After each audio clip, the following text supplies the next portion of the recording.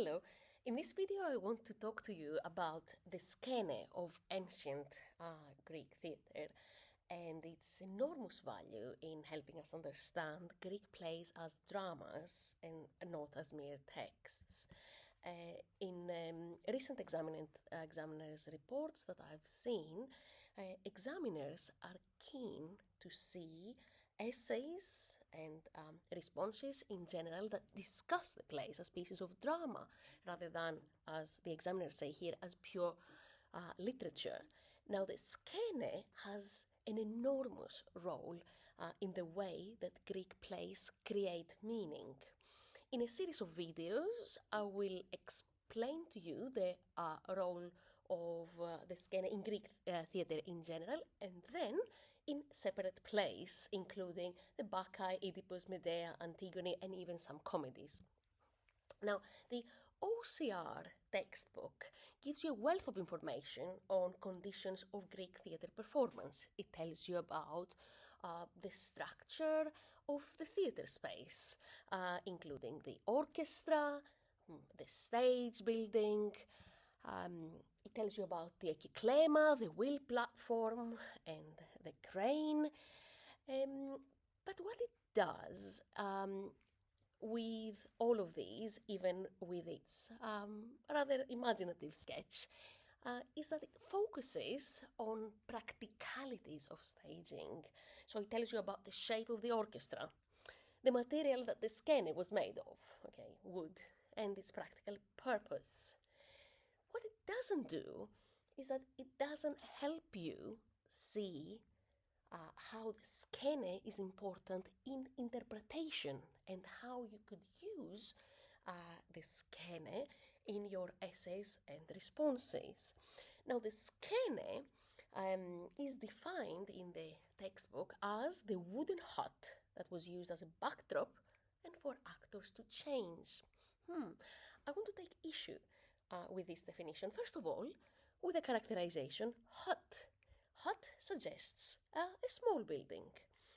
Well, since this is also where the definition was taken from, since the 1990s, and actually probably earlier, we know that the skene was, yes, a temporary construction that was erected by contractors for every festival, but it was anything but a small building. It has been estimated through archaeological excavation to have been around 18 to 20 meters wide, 3 to 4 meters high, that's by supposition, and with a set of double doors that created an opening of around 5 to 6 meters wide. This space, as a result, would have dominated the space of the theatre. It would have been a huge presence, and as such, I can reassure you that it had a huge role in the way the place created meaning.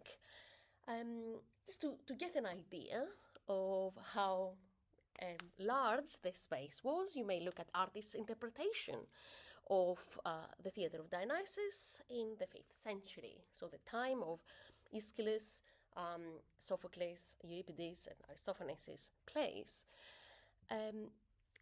If you sat in the auditorium, this is what you would see in front of you. And yes, as we said already, the stage building would have been as long, as enormous as this image shows. Now, the textbook tells you that there was probably no painted set or very minimal painted set, and that's correct. But the reasons for this were not practical. In fact, the skene was configured in such a way as to focus on showing it as an interior space. So the space that's hiding behind these doors. Now, why am I saying this? If you think about the original conditions of Greek theatre, The skene was the only space that was not flooded by natural light. Greek theatre took place in the open, under the sky, not in an enclosed space. As such, it was flooded by the Greek light of the middle of spring. The only space that was not flooded of light, which blocked the light, was in fact the interior of the skene. It was literally a space of darkness, and an enormous one, as we saw before. Now, this should not only be thought of in practical terms. The interior is the physical and theatrical representation of darkness, and as such, it has huge metaphorical power. You may have heard from your teachers about the contrast of the inside, the private, and the outside, the public. But the inside is the space of darkness, as the outside is the space that we can see. Why is this so important for a genre like tragedy?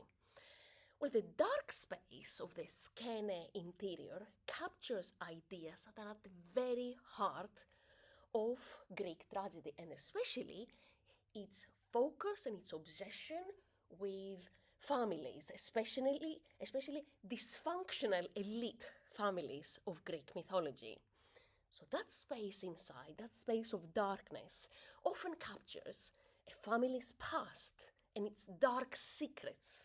We often say that this space inside captures a family's sometimes dark psychopathology.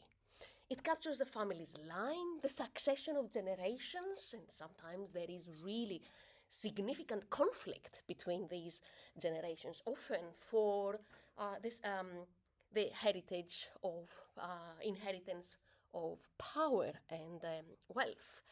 The ancestors, the dead, are important, understood, presences that inform the character of this space. And that's why also we think of the family's curse in relation to this space. This space, often, especially when a character that's about to commit suicide enters it, becomes a space of death, or, Hades. And this fits in very much with the fact that Hades, in its Greek etymological understanding, means the space of the unseen. The interior also captures, sometimes in metaphorical ways, an individual's mind or even body. So, as I will show you in some of the videos, it can capture the interior of a woman's body, the interior of a woman's mind, or the interior of a male character's mind as well, of course. It varies hugely, the creative potential uses hugely from play to play. Most of these ideas are fundamental for the Oresteia of Aeschylus. Again, I explained this in some of the videos, but it is also applicable to most plays, including Oedipus Tyrannus and also the Bacchae.